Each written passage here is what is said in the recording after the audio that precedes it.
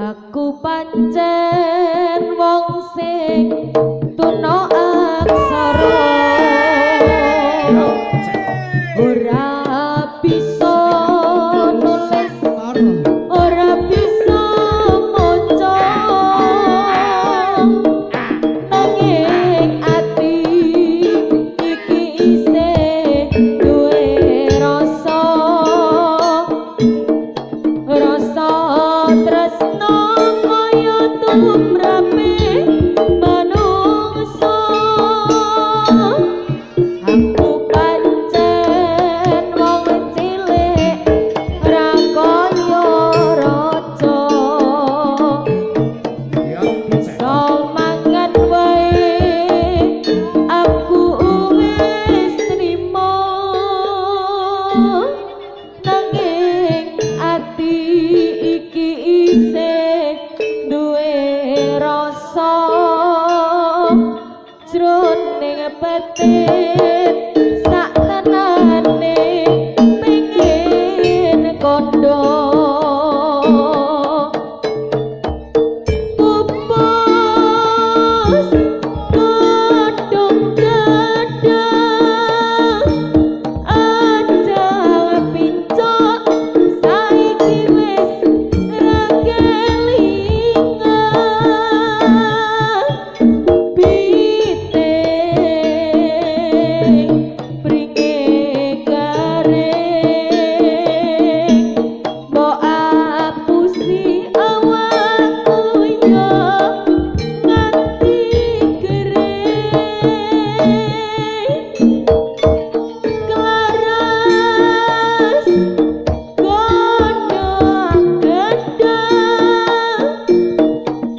sing tak gegas saiki wis ora kelingan tiwas ketiwasan melu nandur tresno aku ra keduman. Aku pancen wong sing tuna aksara ora bisa nulis ora bisa maca nanging ati iki isih duwe rasa tresno kaya tumrape manungsa. Aku pancen wong cilik ra kaya raja bisa mangan wae aku wis trima nanging ati iki isih duwe rasa jroning batin sak tenane pengin kondo pupus godhong gedang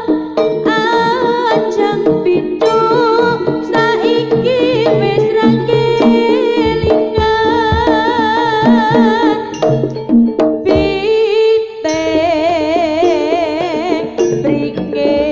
garing mbok apusi awakku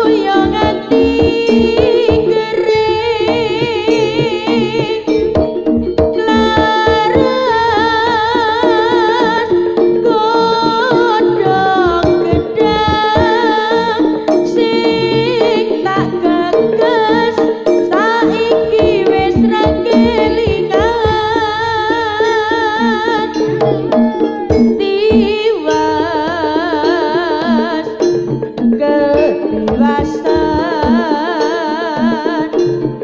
melu nandun tresno aku ra keduman aku pancen wong cilik ra kaya raja bisa mangan wae aku wis